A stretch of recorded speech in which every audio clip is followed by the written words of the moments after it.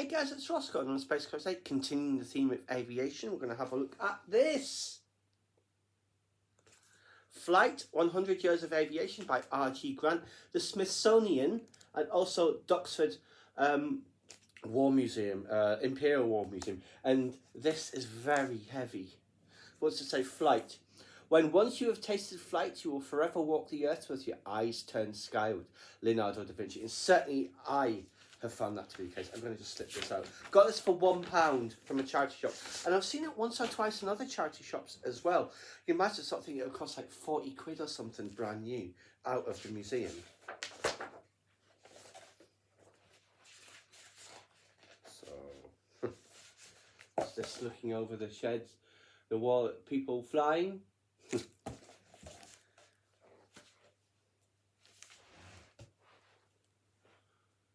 Some of the early contraptions.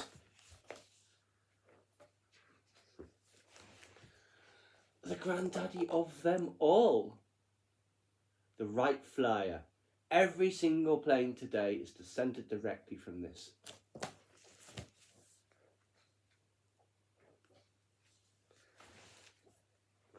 More of the early days. Gosh, this book is very heavy. The Deperdussin 1913 monocoque racer. I've never heard of this before. Looks very elegant. Certainly looks like a racer. Now, interesting here. That is the First World War in a nutshell. The advance of technology from the early iterations. So it used to be men on horses, cavalry riding on horseback going into battle. Then planes. Spotter planes, fighter planes, little bombers. So fascinating juxtaposition there. So fighter of the First World War. This bit's about zeppelins and bombers. That looks like neither a zeppelin nor a bomber. Though from its paint job I assume it must be. Ah yes. Not sure which this is. If this is the, I assume it's probably the Hindenburg. But obviously because I've been reading the book in the R101, it could be that as well. And there is a Zeppelin there, and more ships, what I was saying, planes.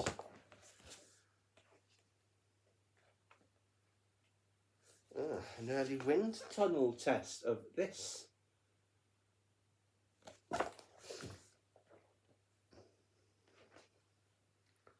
The Ford Tri-Motor, which you saw in the other book. Very elegant plane. Some of them still flying on sightseeing flights. And there's, I don't know which is the early DCs this one is. Looks a little small to be the 3, but it could be. And that looks like the Boeing 247 down at the bottom. There is a very elegant flying boat. That the Martin Marietta, I think, I'm not sure. The set doesn't look like the Sikorsky.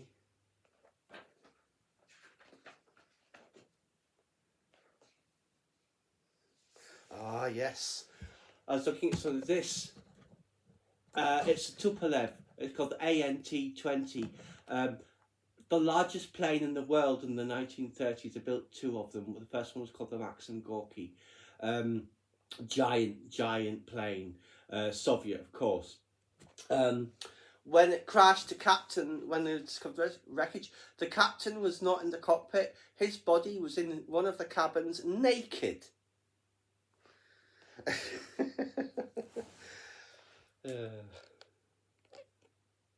There's a German plane.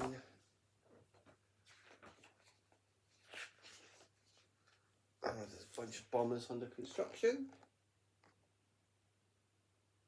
It's a long production line there.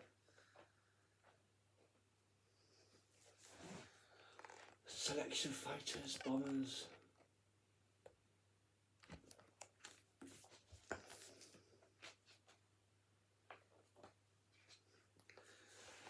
And then like the V2s and the Doodlebugs the Germans fired at London.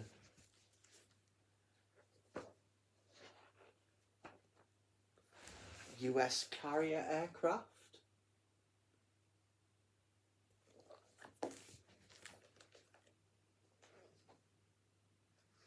There's the Avro Lancaster, converted into an airline after the war, of course.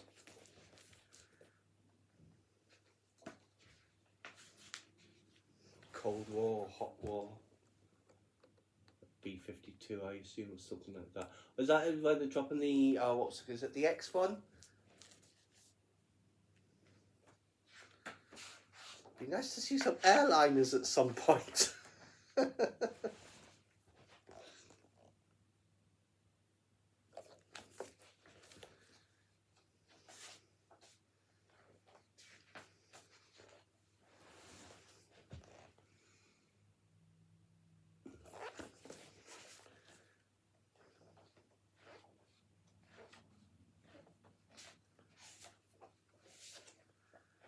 Right, I would like to see some airliners in here somewhere, but there's not so much. Rockets. I think that's Sergei Korolev at the bottom there. Yes, it was Sergei Pavlovich Korolev. And even more famous, Yuri Gagarin, that would be the Vostok. Possibly on his actual flight to space.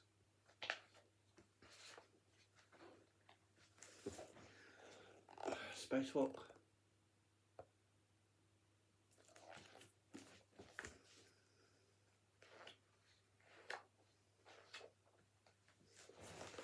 A famous image there. Still no airliners. There's the shuttle. I don't know if that's Mir. No, it's not. It's just a little capsule. So when they're docked. This happens in that show For All Mankind as well, I believe. The Soyuz and the Apollo capsule docking, the friendship. There is. Actually, what station is that? Oh, it's actually the ISS. It's not quite the configuration I recognise, but then again, this is over 20 years ago. Shrinking world, here we are, finally.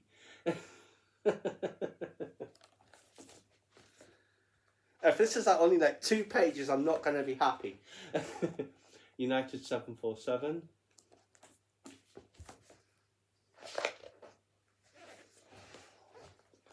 Stratocruiser and the early planes. You see the Spruce Goose and a constellation. There's a famous photo of it over the New York skyline. I've seen that several times. Post-war airliners.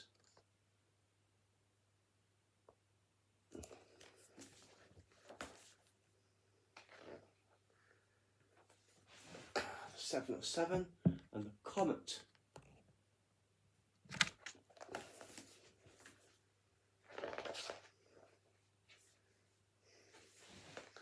Carol, that's a very attractive livery of Air Provence. I don't know if that's a real airline or not. Very elegant plane. And there's an airport, I don't know which one. This is Braniff because Alexander Calder painted some of their DC-8s in these colour schemes. There might be JFK, Charles de Gaulle. I can't see what it says. A selection here of propeller and jet airliners. So you see the 73. So that might be the 100 going from that colour scheme. Comet, VC-10. I don't know what that one is. Can't tell from this angle. Oh, it's a Caravel again. Of course, got to have this lady in there.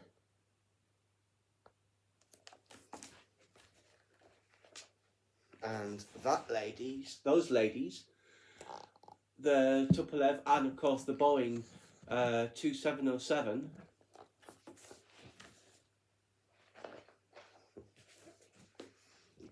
Qantas 747. I'm reading about Qantas at the moment, of course.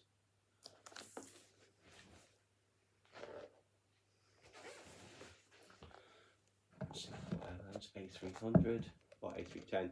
747's under construction. The A3XX, I wonder if that will ever become a thing. Most comfortable plane I've ever flown on. And several airliners here, such as the Air Force One, TriStar. I'm not sure if that's a 767 or an A300. Various others, more modern airliners. And of course, sadly, we all know that image.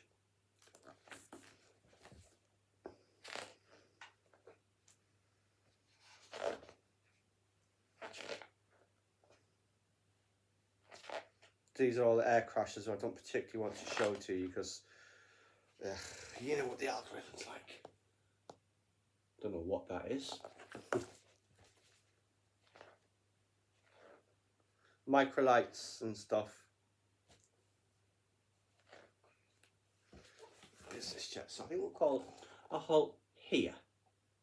So yes, for £1, this is a hefty, weighty tome, just like the other two, but this is literally the heaviest of the three of them. So anyway, guys, 100 years, it's 120 years now, of course, of flight. I hope you guys enjoyed. Please subscribe to my channel if you enjoyed this content. Leave me a comment suggestion for a topic you'd like to see discussed, or like the video.